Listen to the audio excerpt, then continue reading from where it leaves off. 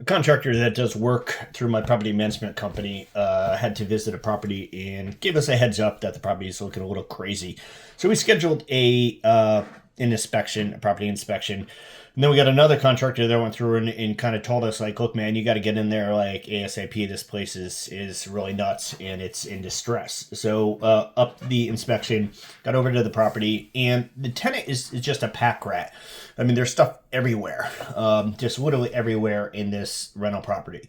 And it's really not a huge problem. Obviously, it can be a fire hazard. It wasn't to that point. And it can be distressing to live in and kind of definitely off-putting when you're looking at it.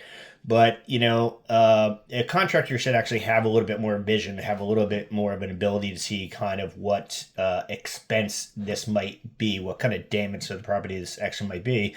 And, the reality is this woman has all this stuff pushed up against the walls, all her belongings. It looks like maybe she downsized properties.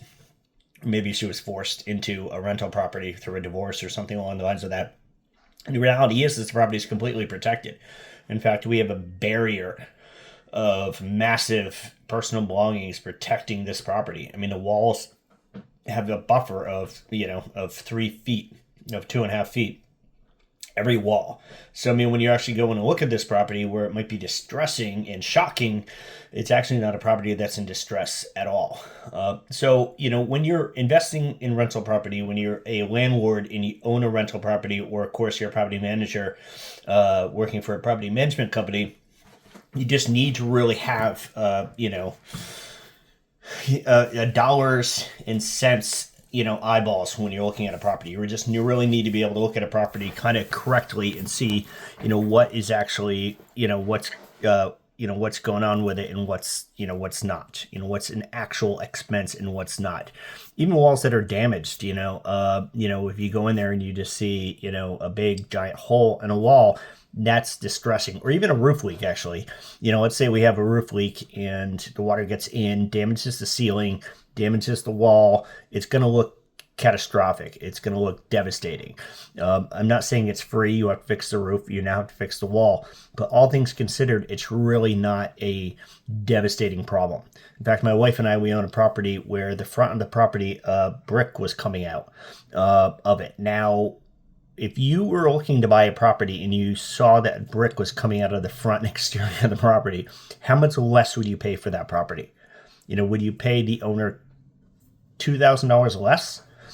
You would probably pay the owner like $17,000, maybe $20,000, maybe even more less, because you see a brick coming out of this property. Now, this was a $600 problem. We just had to replace the headers of that.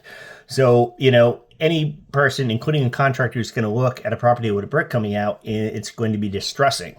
And I'm not telling you not to take notice and to be concerned about these things, but you have to get down to dollars and cents.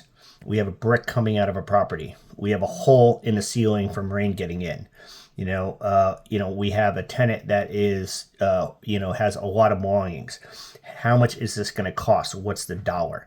To repair a ceiling and to repair a wall is not as expensive as you might think it is. To repair a brick coming out of the front exterior of a house that needs, 2 new headers above the windows, the big part that goes above the windows, is not that devastating. Again, it's going to be an expense, but it's going to be a $600 expense, which is an advantage when we bought the property, because we look at it and we're like, okay, well, here's bricks coming out. No buyer's going to be interested in this. We're going to give this seller a deep, low offer. They accepted it, and we got this property at a deep discount, probably merely because there's a brick coming out of the property. All right. So again, just keep your investor eyes. You're an investor if you own a rental property, and just really look at things as dollars and cents. And again, like I said, every contractor, everybody, every one of us, even property managers, are prone to looking at things, emotionally when we need to look at them intellectually. All right, I'm just a humble Philadelphia property management company owner, doing my very best to answer your rental property investing questions. As always, happy rental property investing.